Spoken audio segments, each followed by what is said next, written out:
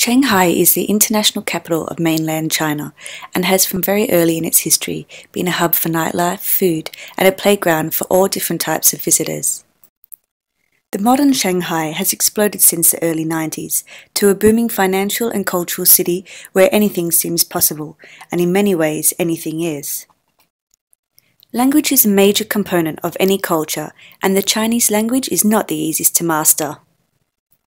Don't let this turn you off though, because even minimum skills can help you navigate the city and get what you need. A common mistake people make is when asking, "Excuse me, can I ask a question?" This is often misunderstood as, "Excuse me, can I please have a kiss?" So beware and have fun.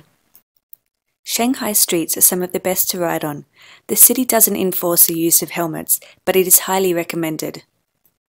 You will find riding around downtown Shanghai an amazing experience, whether you're on push bikes or electric scooters. If you choose the electric option, make sure it is appropriately licensed, or a friendly police officer will kindly confiscate it. While riding around town, you will come across many great things to eat. Shanghai soup dumplings taste amazing and cost next to nothing. The best are the pork-filled dumplings, which explode like boiling water bombs of deliciousness. Be careful! After you have finished eating, you can enjoy the city's nightlife.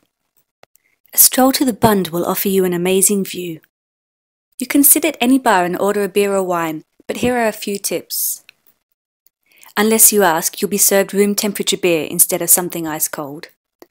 Secondly, if you order white wine, let them know which grape variety, otherwise you'll end up with a fiery glass of traditional spirits. On second thought, order both, one as a refreshment and one as a cultural kickstarter for the evening. Like every city around the world, pay attention to the local laws and respect the customs. Shanghai is a dynamic city that will reward any responsible traveller.